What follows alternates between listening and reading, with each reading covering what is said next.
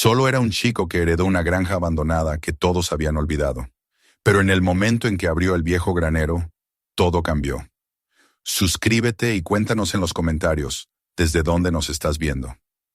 The wind moved across the Texas plain like a weary sigh, brushing the tall grass that bent beneath its invisible weight. The sky above was a pale, washed-out blue, the color of a memory that had already started to fade. In the small rented house on the edge of Harlan City, the hum of an old refrigerator filled the silence. 8-year-old Sam Miller sat cross-legged on the linoleum floor, a circle of broken toy cars spread around him like the remains of a tiny world he was trying to fix. He lined up the rusted trucks, turning the tiny wheels that no longer spun, whispering under his breath the sounds of engines that only existed in his imagination. His mother, Claire, stood by the window, holding an envelope with a blue wax seal. The light from outside traced the edge of her tired face, highlighting the faint lines that life had carved there. She had been staring at the letter for 10 minutes, her thumb pressed so hard against the paper that it left a pale mark on her skin. She had already read it 3 times, yet the words didn't seem to settle into sense. The return address, printed in neat black ink, read Law Offices of Barlow and Tate, Harlan County. She whispered to herself, as if saying it aloud might change its meaning. "It's about your grandfather," she said finally, her voice fragile as paper. Sam looked up, distracted from his little world of wheels and dust. "What about him?" he asked. Claire didn't answer right away. Her eyes remained on the letter, as if the words were heavy enough to anchor her there. "He's gone," she said at last, barely audible. "And he left something. For you." The sentence felt foreign to her tongue, absurd even. Her father had been a ghost long before death claimed him. She had left his farm more than 20 years ago, after a bitter argument that neither of them ever forgave. He'd refused to sell his land, calling her weak for wanting a different life. When her mother died, the distance between them became a canyon too wide to cross, and now the man she had sworn never to see again was reaching out to her through a lawyer's letter. She sank into the kitchen chair, its metal legs creaking under her weight. The linoleum was cracked, the air heavy with the faint smell of stale coffee. "He left a property," she murmured. "A house, some land, a barn." She let out a brittle laugh. "Probably nothing but rot and termites." But Sam's eyes lit up. "A farm," he said, his voice carrying a tremor of excitement. With animals and tractors and everything?" Claire looked at him, and for a moment her face softened. He had never had much to dream about. His life had been a collection of small apartments and unpaid bills, of moving boxes that never stayed unpacked for long. The idea of a farm, even a ruined one, planted something bright in him. "It's not what you think," she said gently, though she could already see the spark growing. "It's just old dirt, probably falling apart." She placed the envelope on the counter, next to an unpaid electric bill and a half-empty bottle of aspirin. The blue seal caught the afternoon light like a quiet challenge. That night, as rain whispered against the window, Sam couldn't sleep. The letter had opened a door in his imagination that refused to close. He thought about the word farm, how solid it sounded, how alive. He imagined red barns and long fields of corn, the smell of hay and earth, cows moving slowly under the sun. Somewhere, far away, there was a place that belonged to him. Claire lay awake too, staring at the ceiling. She didn't want to admit it, but part of her felt the pull as well. The land wasn't just her father's. It was where she had been born, where her mother had once hung laundry on a rope that swayed between apple trees. The thought of returning there filled her with unease, but also a kind of restless curiosity she hadn't felt in years. By morning, the rain had stopped. Claire brewed coffee and stared at the letter one last time before exhaling sharply and reaching for her purse. "Fine," she said. "We'll drive up there, just to see it. Then we're selling it." Sam almost knocked over his cereal bowl in his rush to grab his jacket. He didn't care about selling. He just wanted to go. The road stretched endlessly beneath them, gray asphalt, bordered by endless fields and fences that leaned as if tired of standing. Abandoned gas stations passed by like relics of another century. The farther they drove, the emptier the world became. It was as though civilization had slowly peeled away, leaving only the bones of the land. Claire's grip on the steering wheel tightened as they turned onto a gravel road that wound through clusters of mesquite trees. "This is it," she said, though her voice carried no joy. When the road finally opened into a clearing, they saw it, the Miller farm. The house stood at the center like a forgotten monument, 2 stories of weather-beaten wood and faded paint. Its porch sagged in the middle, one shutter hung loose and clattered softly in the wind. Beyond it, a large barn rose like a sleeping giant, its red color bleached to gray. The roof had caved in at one corner, and the fields around it were overrun with weeds. Sam stepped out of the car and stared, his mouth slightly open. The air smelled of dust and rust and something sweet beneath it, the faint scent of wildflowers fighting to reclaim the fence line. To Claire, it looked like a corpse of a home, but to Sam, it felt alive in a strange, secret way. "Stay close," she said, though her voice lacked conviction. They walked the perimeter, their steps crunching over gravel and glass. A rope swing still hung from a tree near the porch, its seat rotted, but the frayed rope intact. Sam touched it gently and imagined it swaying decades ago, carrying laughter he couldn't hear. Inside the house, time had settled like dust. The furniture stood where it must have been left decades earlier. A couch sunken in the middle, a dining table missing a leg, picture frames turned blank by the sun. The air was thick with mildew. Claire opened a few windows, but the wind only stirred the dust into motion, making the air shimmer with forgotten moments. "We're not staying here tonight," she said, coughing into her sleeve. "We'll sleep in the car." Sam didn't argue. The house felt strange to him, not exactly scary, but watchful, like it was waiting for something. He went to the window and looked out at the barn. The wide doorway stood open a crack, its darkness deep and heavy. It almost looked like an eye, quietly watching him. As evening fell, they sat in the car eating sandwiches from a gas station. The horizon turned gold, then violet, then black. Claire leaned back in her seat and closed her eyes, exhaustion settling over her like a blanket. Sam, however, stayed awake. The silence outside was deep, almost too deep. Then he saw it, a flicker of light inside the barn. It was faint, barely there, but unmistakable. At first he thought it was lightning, but the sky was clear. The light moved once, twice, like a flashlight beam sweeping across the floor, and then it vanished.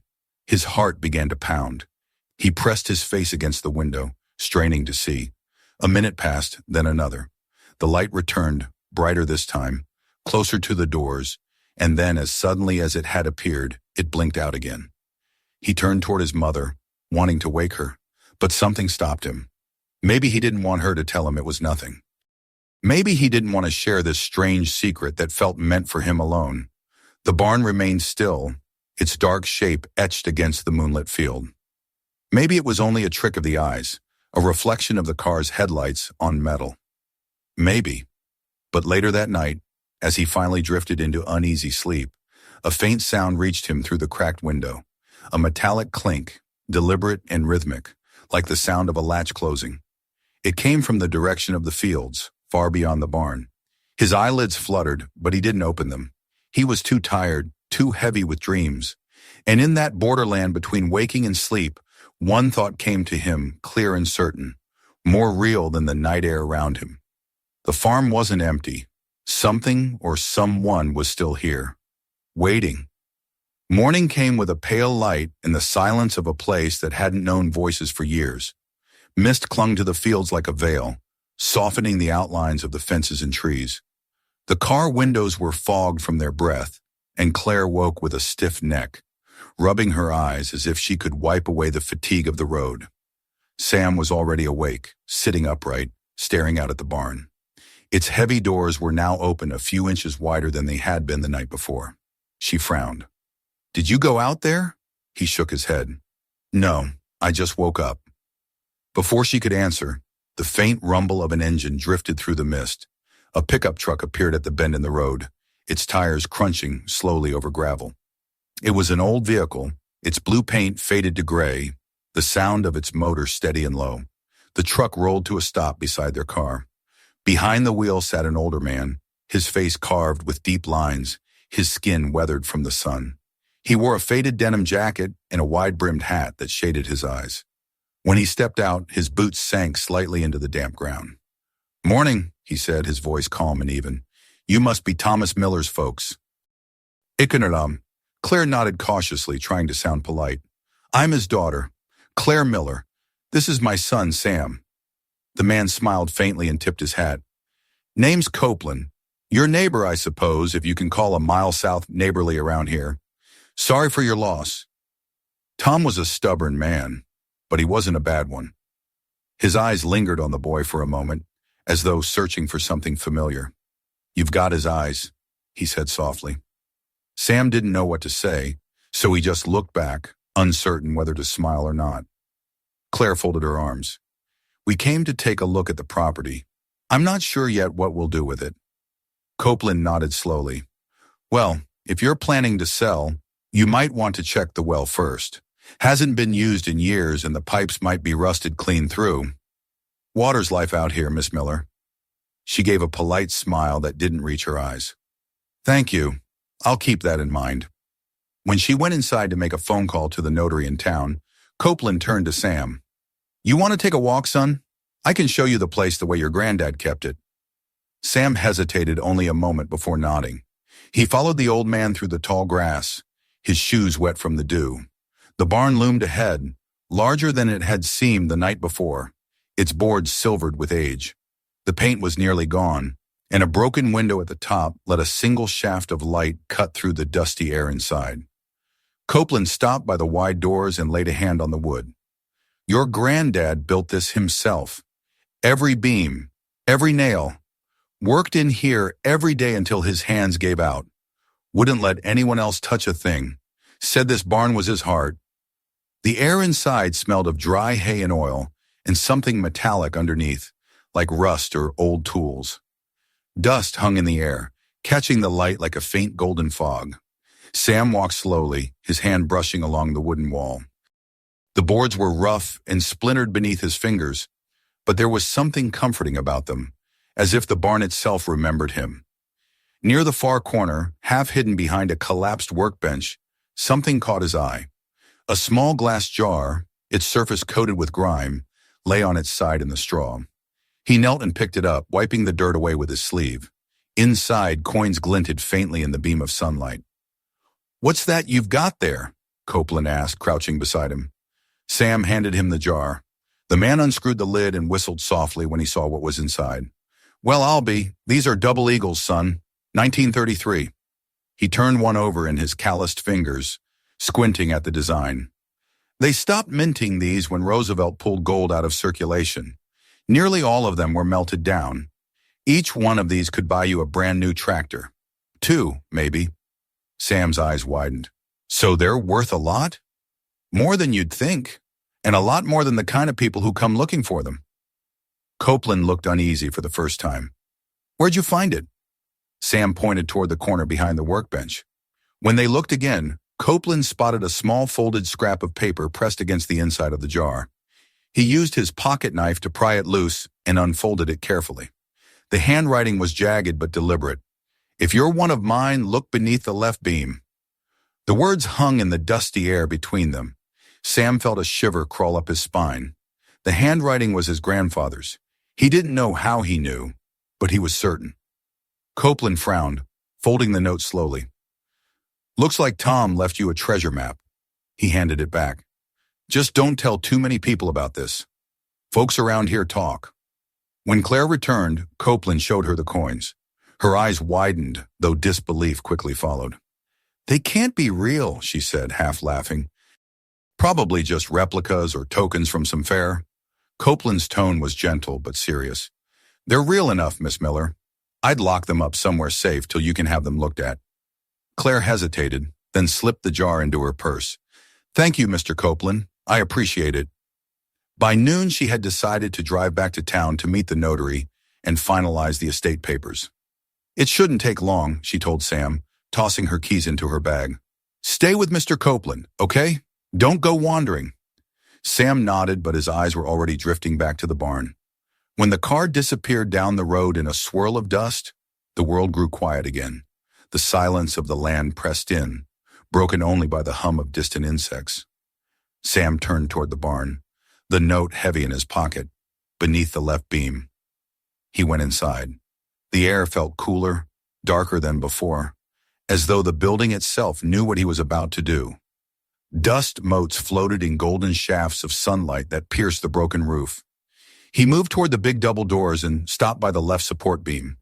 The wood there was darker than the others, its surface etched with the faint marks of a chisel. He knelt and brushed away the dust with his hands. Something hard scraped beneath his fingers. After a few minutes of digging through dirt and straw, he uncovered a small pouch tied with a bit of frayed string. The fabric was stiff with age. His fingers trembled as he untied the knot and poured the contents into his palm. A single heavy iron key lay there. It was cold even in the warmth of the barn, its bow engraved with a single letter M. For a moment he simply stared at it. Then, without quite knowing why, he closed his hand around it and felt a strange certainty take hold. This key belonged here. It was meant for something near. A sound interrupted his thoughts, the crunch of tires on gravel. He froze and peered through the gap between the boards. A black car rolled slowly down the road and stopped just past the gate. Its windows were tinted, its license plate gone. The engine idled for a moment, low and smooth, then reversed and disappeared down the road. Sam stayed very still. His heart pounded in his chest, but his thoughts were already racing faster. Someone else knew. Someone else was watching. When Copeland returned from checking the well, Sam said nothing about the car. The old man would only worry his mother, and Sam didn't even know what he had really seen. Instead, he showed him the key. Copeland turned it over in his hand, the metal glinting dully. "That's no door key," he murmured. "Could be for one of the old tool chests. Maybe the cellar if your granddad had one. Hard to say." He gave the key back and managed a small smile. "You're finding more here than your mother expected, that's for sure." Evening came early under a curtain of clouds. Claire still hadn't returned from town. The wind rose and fell across the fields, carrying the dry rattle of weeds. Copeland offered to stay the night, but Sam shook his head. "I'll be fine," he said, though his voice was thin. The old man left reluctantly, promising to check in the next morning. Darkness came slow, and with it, the uneasy quiet of an empty house. Sam sat on the porch steps with the key in his pocket, staring out at the barn. The boards creaked as the wind moved through them, a low groan that sounded almost alive. When the first stars appeared, he stood. The flashlight felt heavy in his hand as he crossed the yard. The grass brushed his knees, whispering as he passed. The door of the barn resisted for a moment before giving way with a sigh. Inside, the darkness seemed thicker than night itself. He swept the flashlight beam across the floor, over piles of straw, and the glint of old tools. He moved slowly toward the center, feeling each breath echo in the still air. The floorboards near the middle sounded hollow under his shoes. He knelt and tapped lightly. The sound was unmistakable. There was space beneath. He ran his fingers along the seams until he found a faint outline, a square cut neatly into the wood, hidden under years of dust and hay. The old padlock that once held it closed had rusted away, leaving only twisted iron hinges. Sam swallowed hard. His fingers found a small round keyhole along the frame. The key in his pocket seemed to hum against his leg. He fitted into the hole. It slid in perfectly as though it had been waiting, but he didn't turn it. Something held him back, the sense that opening it would change everything. The air was colder down here, faintly metallic, smelling of oil and time. Somewhere beneath his knees came a subtle vibration, almost like a heartbeat pulsing through the earth. He shone his flashlight into the crack, but the light vanished into darkness. Then from outside came a sound, gravel shifting, the faint rumble of an engine starting. He froze. Through the gap in the wall, he saw it again, the black car. It sat at the edge of the property, lights off, engine low, waiting. Sam backed away from the hatch and turned off his flashlight. The car idled for a few seconds more, then eased backward and disappeared down the dirt road. The night swallowed the sound, leaving only the sigh of the wind through the weeds. He didn't sleep that night. He sat by the window, clutching the key so tightly it left an imprint on his palm, watching the barn through the dark. And though the world outside lay still and silent, he knew the truth now, deep in his chest. Whatever his grandfather had left on this land, it wasn't just a memory. Someone else was looking for it too.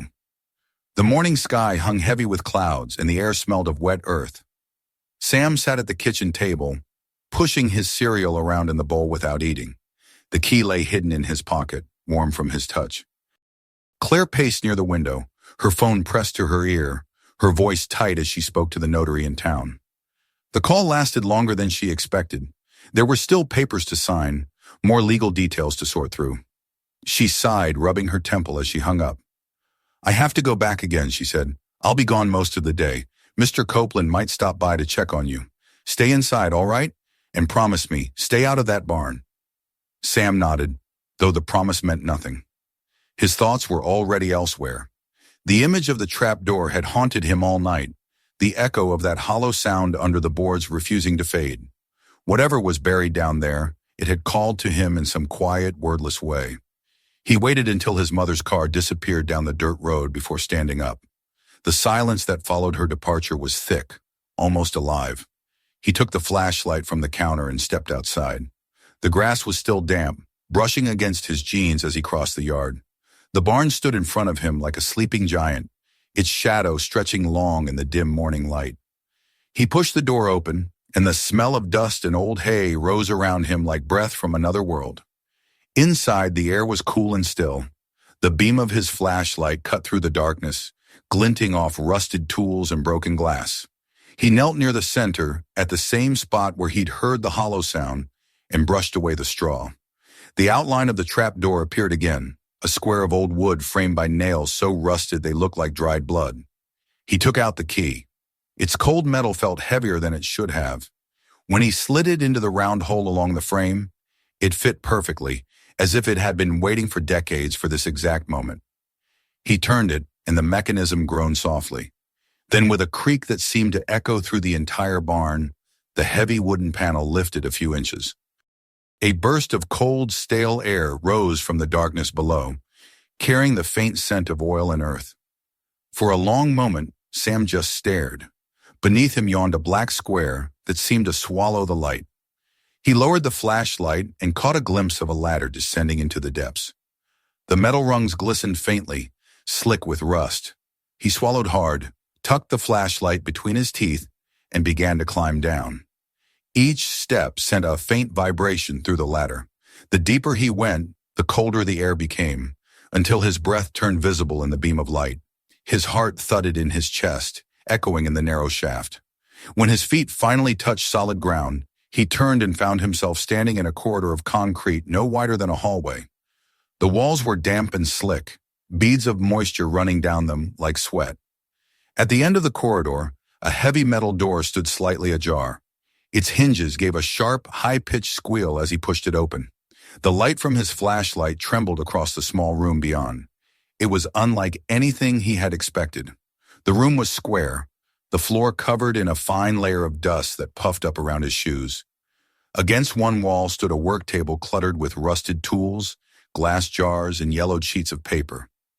In the center sat an old safe, its paint peeling, its handle flecked with corrosion. He approached slowly, his flashlight sweeping over the objects.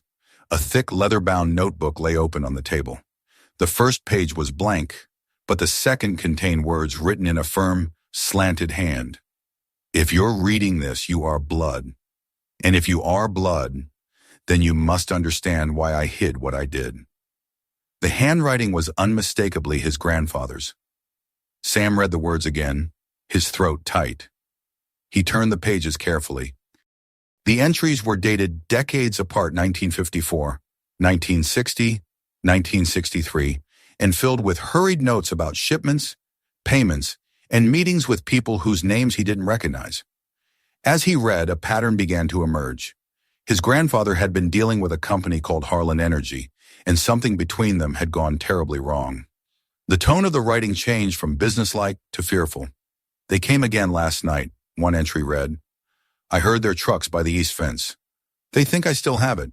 Maybe I do, but I'll be damned if they find it before my family does." Sam's pulse quickened. The faint hum of the flashlight filled the silence as he set the notebook down. He turned to the safe. Its dial was covered in grime, but faintly scratched beneath the numbers were 4 digits. 1957. He hesitated, then began to turn the dial, listening to the soft clicks echo in the quiet. On the third try, there was a heavy clunk, and the safe door creaked open. Inside, stacks of old papers were wrapped in brittle twine. There was a small metal box, a pouch of coins, and a folded envelope sealed with wax. Sam broke the seal carefully and unfolded the note inside. To whoever finds this, it read, "The land they stole was never theirs. The proof lies here. Don't trust the men from the company. They'll come smiling, but they'll take everything again if they can. Keep this safe, even from your own blood if you must." His breath came fast now. He looked at the wall above the safe and noticed something else carved directly into the concrete, a crude drawing of the barn. Beneath it, an arrow pointed downward to a small circle. Beside the sketch were the initials TM. He barely had time to take it in before a sound made him freeze. A faint thud from above, followed by the slow groan of boards shifting. He killed the flashlight instantly, plunging the room into darkness. The sound came again, footsteps, heavy and deliberate, moving across the barn floor above his head. The wood creaked under the weight, then paused. For a long, breathless moment, there was nothing. Then came the metallic rattle of a handle being tested. Someone was trying the hatch. Sam pressed his back to the wall, every muscle tight. The handle trembled once, twice, and then the noise stopped. Silence flooded back, but it was a silence so thick it seemed to hum in his ears. He waited, counting the beats of his heart. After what felt like an eternity, the faint sound of the barn door closing drifted through the tunnel. He stayed where he was, afraid to move, until the cold from the floor began to seep through his jeans. Finally, he turned the flashlight back on, its beam shaky in his trembling hand. As he raised it toward the ladder, the light caught something near the bottom rung. A footprint. It was larger than his own and smeared with wet mud. Fresh. He swallowed a gasp and felt his stomach twist with fear. Whoever had been up there had been down here too, and recently. He climbed the ladder as quietly as he could, the rungs creaking under his weight. When he reached the hatch, he pushed it open just enough to peek through the gap. The barn was empty. The air smelled faintly of gasoline, and a few new footprints trailed toward the door.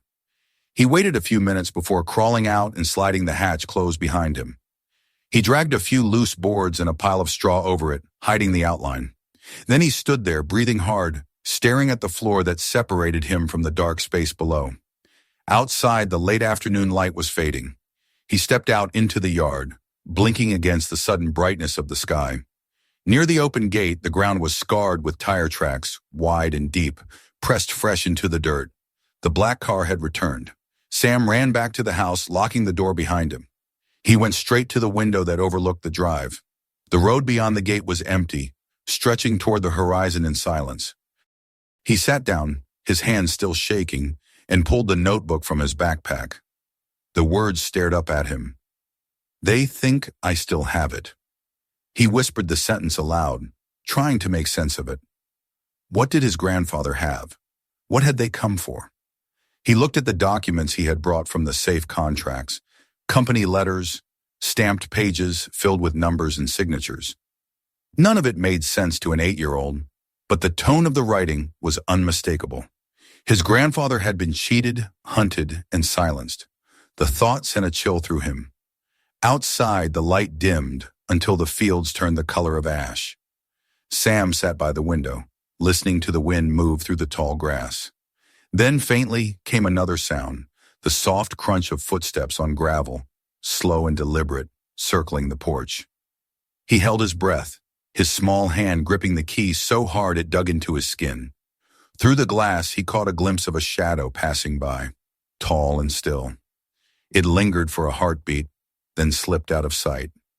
A moment later, somewhere beyond the trees, a car engine started. The sound grew softer and softer until it was gone. When he finally exhaled, the air burned in his lungs. He looked down at the key in his hand, its metal streaked with dirt from the tunnel below. The secret beneath the hatch had opened more than a door. It had awakened something on the land, something that had been waiting all these years, and now it knew he was here. Morning broke reluctantly over the Miller farm, gray and uncertain. The air was heavy with the smell of last night's rain, and the fields shimmered faintly with dew. Sam sat by the kitchen window, staring toward the barn, still half expecting to see movement near its doors. His mother was at the table surrounded by papers and folders she had brought back from town, the phone resting near her elbow. Her face looked paler than usual, drawn tight by sleepless hours and worry. When she spoke, her tone carried both fatigue and a strange determination. "Something's not right," she said softly, more to herself than to him. "The county clerk told me someone already requested the property records last month, but they wouldn't say who." Sam's hand froze halfway to his cereal spoon. "Do you think it's the same people from Grandpa's letters?" Claire gave him a sharp look. "What letters?" He hesitated, but the words slipped out before he could stop them. "The ones in the safe, the company that cheated him, Harlan Energy, he wrote about them." For a long second, she just stared at him, confusion tightening her expression. "Sam, what are you talking about? What's safe?" He lowered his gaze, realizing what he had revealed. But before he could answer, the sound of tires crunching on gravel drifted through the window. Claire rose, glancing outside. An old truck was pulling into the yard Mr. Copeland's. He climbed out slowly, tipping his hat in greeting. "Morning, Claire." "Morning, Sam. Thought I'd check in, make sure you two got through the night all right." His eyes swept over the yard, pausing briefly on the barn before returning to them. "Heard something strange last night, like an engine running out this way. You see anyone?" Claire shook her head, though her voice was uneasy. "No, but someone's been asking about the land. The records office said so." Copeland's jaw tightened. "I heard the same from the feed store. Fella came through last week asking if the Miller place was still standing. Said he was looking to buy up old properties for development. Sounded polite enough, but folks like that don't drive all the way out here, unless they already know what they want." Claire folded her arms, glancing toward the road. "Maybe it's just coincidence." "Maybe," Copeland said, though his tone carried no conviction. "You should be careful. If someone's poking around, it's best not to let them see what's worth finding." Later that morning, the sound of another engine came from the road. This one smoother, newer. A black sedan appeared between the trees and pulled into the yard, raising a thin trail of dust. Two men stepped out, their shoes polished, their suits too clean for the dirt road they'd come down. The taller of the two, his hair silver at the temples, smiled with a confidence that didn't reach his eyes. The other man stood silent beside him, broad-shouldered and wearing dark glasses. "Mrs. Miller," the silver-haired man said warmly. "I'm Mr. Lambert, and this is my associate, Mr. Dean. We represent Claymore Holdings. We'd like a moment of your time." Claire exchanged a wary glance with Copeland, who lingered by the truck. "What's this about?" Lambert's smile widened. "We understand you recently inherited this property. Our company specializes in rural acquisitions, unused land, old farms, that sort of thing. We're interested in purchasing your parcel for a renewable energy project. Solar panels, wind turbines, clean power for the future." Claire forced a polite tone. "We only just arrived. I'm not sure yet what we plan to do." "Of course," Lambert said smoothly. "We'd be happy to make you an offer now, to save you the trouble of upkeep and taxes. $75,000 cash.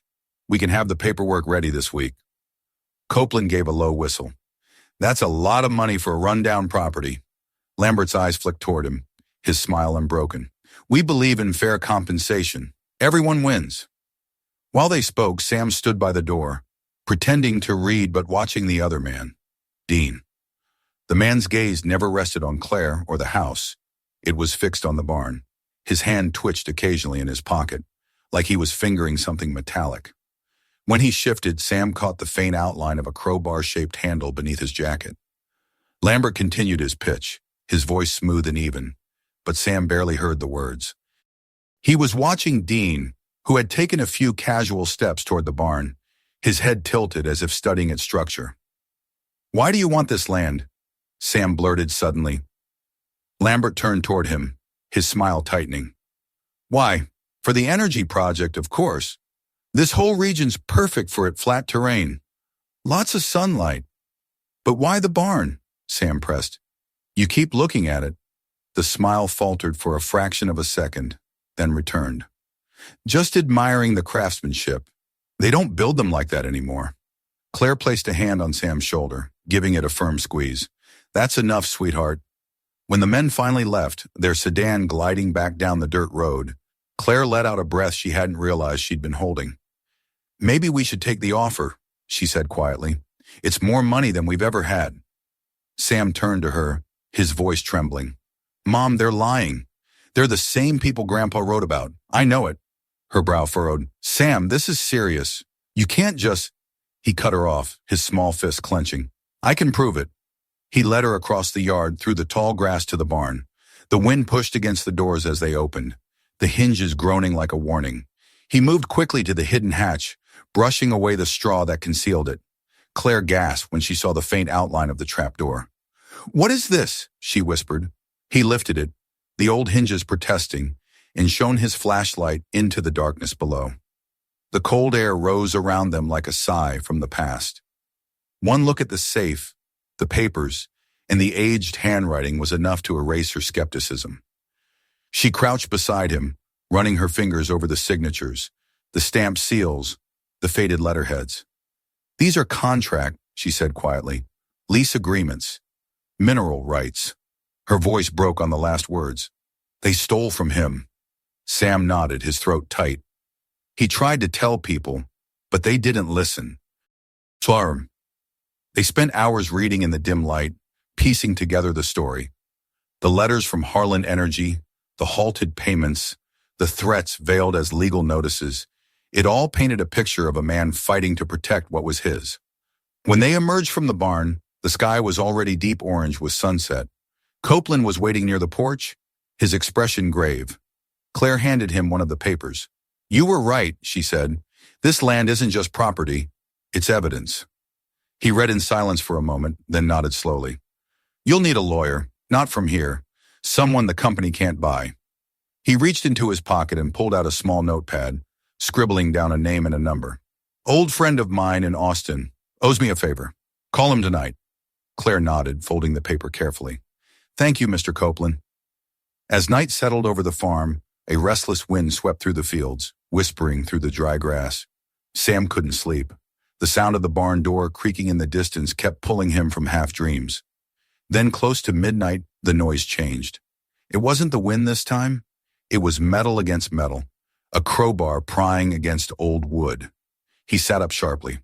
Through the window, he saw movement near the barn. Two figures in dark clothes, their faces hidden beneath hoods. One held a flashlight. The other forced something between the doors. "Mom," he whispered urgently, shaking her shoulder.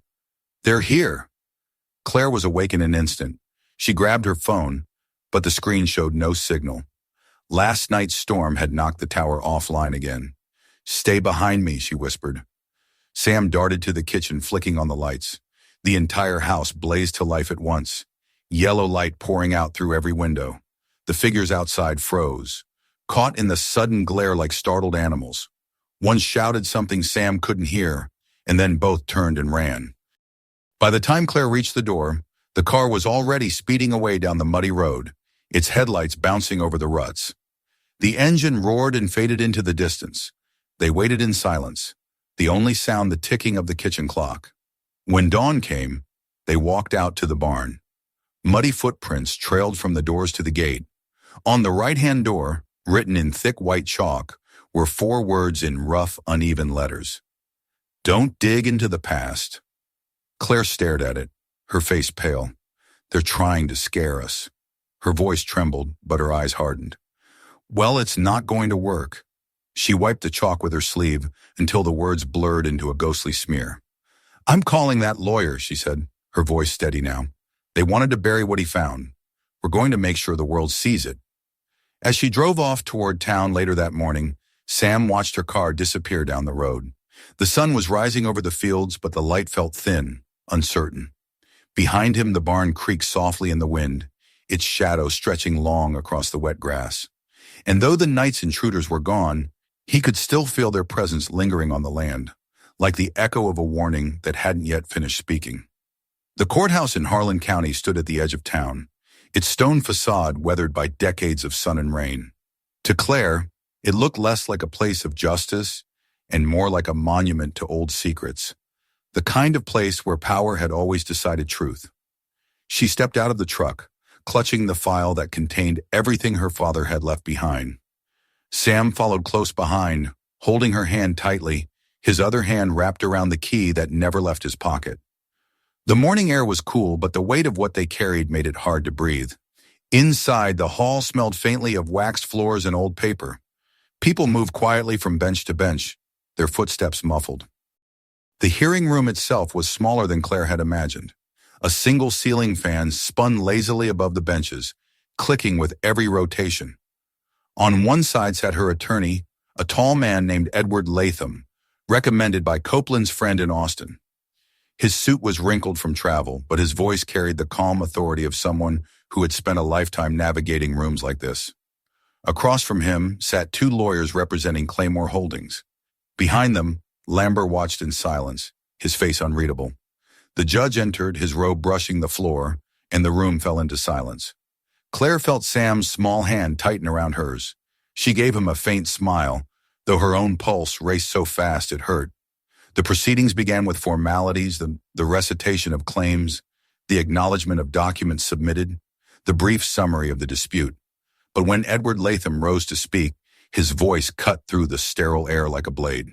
He began by reading excerpts from the letters Tom Miller had written before his death, describing the stolen contracts and the threats from Harlan Energy. He showed the court copies of the leases, the forged addenda, the altered dates. With each document he produced, Claire saw the two company lawyers shift in their seats, their polished confidence slipping by degrees. These documents, Latham said, establish a clear pattern of fraud. Harlan Energy, now operating under the name Claymore Holdings, used legal intimidation and forgery to seize mineral rights from private landowners, including the late Thomas Miller. They buried their theft under corporate restructuring, changing names but never methods. And now, decades later, they returned to finish the job they began. One of the company's lawyers, a man with slick hair and an expensive watch, stood to object. These so-called letters are personal correspondence, inadmissible as evidence without verification of authorship. Latham didn't flinch. The handwriting has already been verified by two separate analysts, both certified by the Texas Forensic Board. The seal matches records from the county office. The contracts themselves bear Claymore's predecessor's stamp. You can challenge handwriting, counselor, but you can't erase history. The judge lifted his hand to still them. Continue, Mr. Latham. As the hours passed, the story unfolded piece by piece. Claire sat rigid, her hands clasped in her lap, while the past of her family was laid bare for strangers to hear. She saw her father not as the hard, distant man she remembered, but as someone who had fought until he couldn't anymore. Each page, each letter, was a small act of defiance he had left behind for her to finish. When it came time for Claymore's representatives to speak, Lambert rose slowly. His voice was smooth as ever, calm and polite. Your Honor, with all due respect to Mrs. Miller and her counsel, these allegations are based on speculation and grief. Harlan Energy ceased to exist 50 years ago. My company purchased only its public assets equipment, storage rights, unused parcels of land. We have no connection to whatever private grievances existed between the late Mr. Miller and a defunct corporation. Latham waited patiently, then stepped forward with one final piece of evidence. Your Honor, permission to present Exhibit 23B. The clerk brought forward a thin folder. Inside were two nearly identical contracts, one signed by Tom Miller in 1962 and another found in Claymore's modern archives, dated 3 months later but bearing the same text and signature. The only difference was the clause. The original granted Miller 50% of mineral rights. The newer copy removed it entirely. Both documents were printed on the same model typewriter, Latham said, but the ink on the second was chemically newer by decades. Someone replicated the document to erase Miller's claim. The company didn't inherit the fraud. They continued it. A murmur rippled through the courtroom. Lambert's expression remained composed, but his fingers tightened around the edge of the table. The judge leaned forward, his brow furrowing. Mr. Lambert, do you have an explanation for this? Lambert's lawyer began to speak, but the judge silenced him with a gesture. The silence that followed was long and heavy. By the time the hearing ended, the sun was beginning to sink behind the courthouse dome. The judge said he would issue his ruling in the morning, but everyone in the room already knew which way the decision would fall. Outside, the steps of the courthouse glowed in the late afternoon light. Claire sat on the bench beneath a tree, her hands trembling as she tried to light a cigarette she hadn't smoked in years. She couldn't stop shaking. Sam sat beside her, swinging his legs.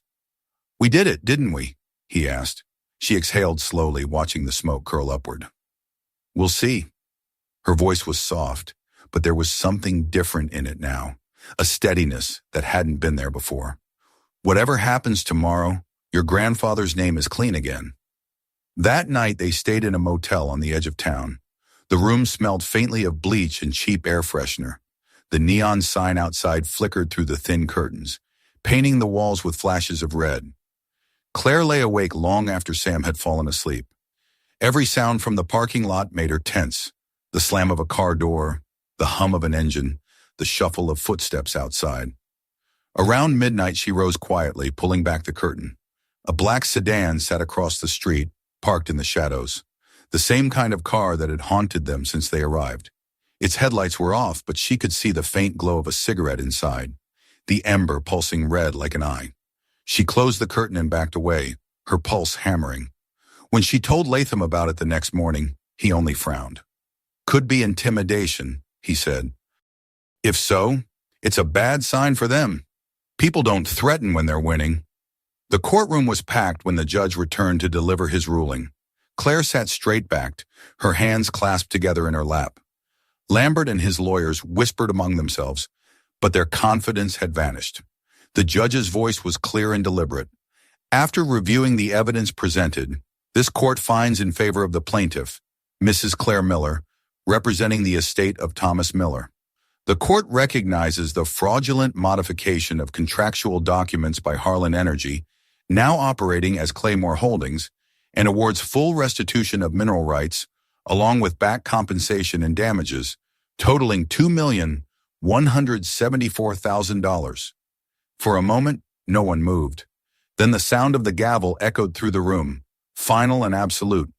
Claire felt the air leave her lungs in a rush. Sam let out a small gasp, gripping her hands so hard it hurt. The reporters were already gathering by the doors when they stepped outside. Cameras flashed, microphones thrust forward, questions flying from every direction. How did she find the documents? What did this mean for the town? What would she do with the money? Claire barely heard any of it. All she could think of was her father, alone on that farm all those years, writing those letters no one read. That night back at the farm, the wind moved gently through the fields. The house felt lighter somehow, the air less heavy. Claire stood on the porch, looking toward the barn where it had all begun. Sam was inside, asleep with the key still clutched in his hand. Copeland drove up the path and parked beside the fence. "You did it," he said simply. She smiled faintly. "We did." He looked toward the horizon where the last of the sunlight faded behind the hills. Tom would have been proud. As the old man drove away, Claire lingered on the porch a little longer, the sound of the crickets swelling around her. She should have felt peace, but something restless stirred instead. She couldn't shake the feeling that the story wasn't finished. When she turned to go inside, she caught sight of a faint glow near the Gate 2 headlights idling in the distance before vanishing down the road. Inside, Sam stirred in his sleep, his hand still wrapped around the iron key. He dreamed of the barn and the voice that had once whispered in his mind, telling him not to be afraid. The next morning, the sun rose bright and clean over the land. The fields shimmered with dew, and the wind carried the smell of wet soil and grass. The fight was over, yet somewhere deep inside, the earth still felt alive, as if it had more to say. Claire watched from the porch as Sam walked across the yard, pausing near the barn. The boy knelt, brushing his hand against the ground as though listening for something beneath it. For a brief moment, she thought she heard it too, a low hum, faint but steady, rising from the depths. Whatever secrets the land still held, they were no longer buried in silence. The truth had surfaced, and it had changed them both. But somewhere under their feet, the story of the Miller farm was still breathing, waiting for one more chapter to be told. The first months after the trial passed quietly. The name Miller began to circulate through Harlan County again, but this time it was not as a whisper attached to scandal or stubbornness. It was spoken with respect. People in town nodded to Claire when she came by the grocery store, the same people who once pretended not to know her. The newspapers had moved on to other stories, but her father's victory still lingered like a late echo. The money from the settlement arrived in 2 payments, and for the first time in years, she could breathe without counting every dollar. Yet peace felt strange to her, fragile, as if it might vanish with the next sunrise. The first thing she did was rebuild the house. The roof was repaired, the porch leveled, the cracked windows replaced. Every board they fixed seemed to bring the place closer to what it might have once been, a home rather than a ruin. The barn, too, was restored, its faded wood sanded and painted a deep red again. It looked almost alive under the morning sun. Workers from town came to help, many of them refusing extra pay, saying they owed the Millers for standing up to people like Claymore. When the last nail was driven and the scent of fresh paint hung in the air, Claire felt something loosen inside her, something that had been locked since the day she ran away from this place all those years ago. Sam thrived on the land. Every morning he fed the hens and repaired the fences with the quiet focus of someone much older than his age. Sometimes she would watch him from the porch and catch glimpses of her father in his gestures, the tilt of his head, the way he paused to listen to the wind before speaking. He still kept the key in his pocket, always. She once asked why, and he only smiled. "Because it belongs here," he said, "just like we do." By summer, the farm was no longer a ghost of its past. It had a pulse again. Claire decided to open a small workshop in the restored barn, a place where children from nearby towns could learn basic crafts, woodworking, and repair. She named it the Miller Workshop for Rural Trades, but everyone soon called it Tom's School. Every Saturday, the laughter of children mixed with the hum of saws and the rhythm of hammers. For the first time in decades, the property that had been cursed with silence was filled with sound. One afternoon, when the light fell through the high windows in long gold stripes, Sam stayed behind after the last of the children left. He was sweeping the floor when something caught his eye.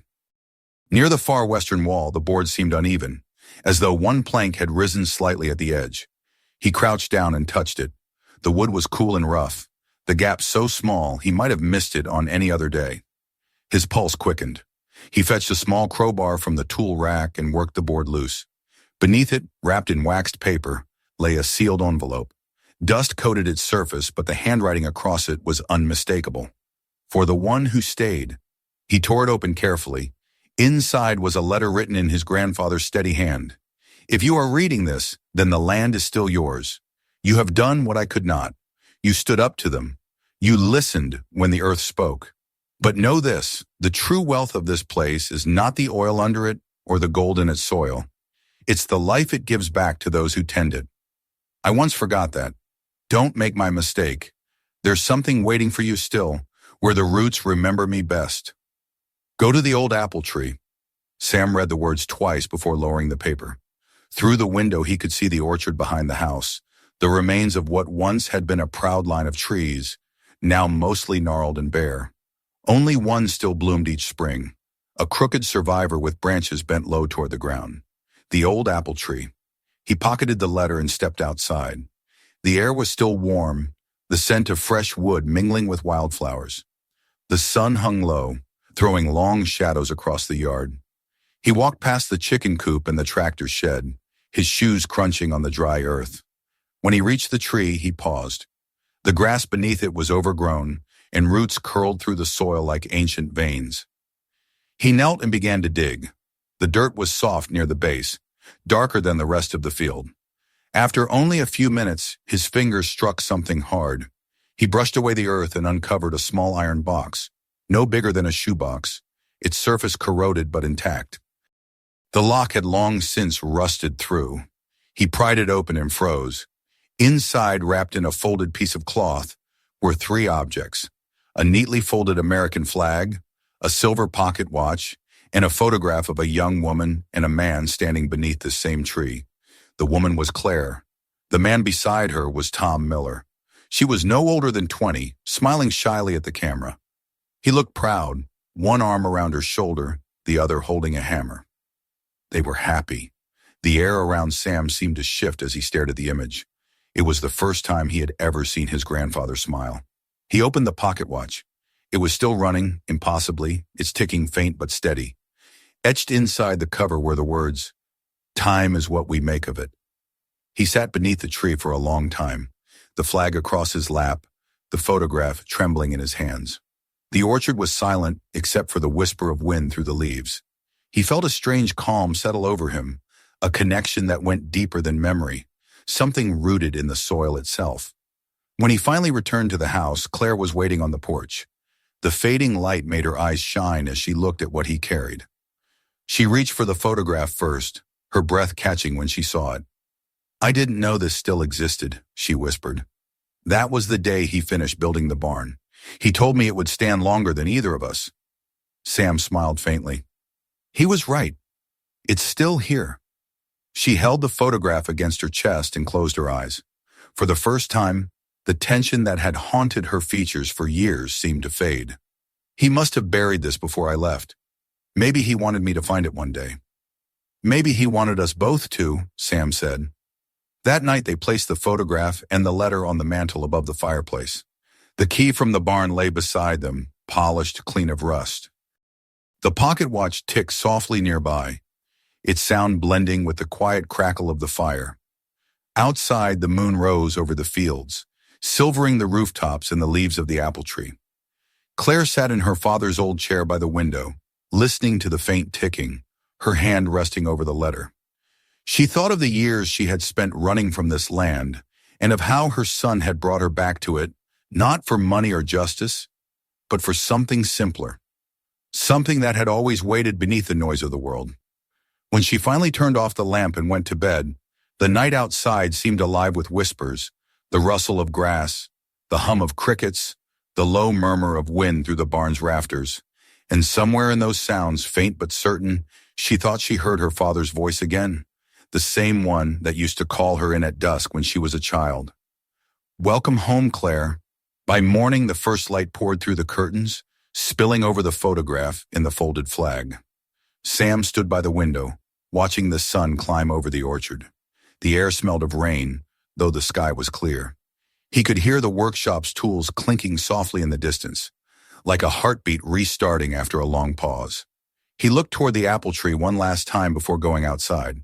The branches swayed gently in the breeze, and for an instant, he imagined he saw the faint outline of a man standing beneath it, smiling with quiet pride. Then the image dissolved into sunlight. The land was alive again, not as it had been before, but as it was meant to be, reborn through memory, labor, and love. The house, the barn, the orchard, all of it breathed together now, woven into the same rhythm. And as the wind moved through the leaves, carrying the scent of soil and apples, it whispered across the fields in a voice only the Millers could hear. The past is never gone. It only waits for those brave enough to dig it up and let it breathe again. Suscríbete ahora para no perderte las próximas historias. Mira el siguiente video y explora los demás en el canal. Comparte este video con alguien a quien le gusten los misterios. Escribe en los comentarios desde dónde nos estás viendo.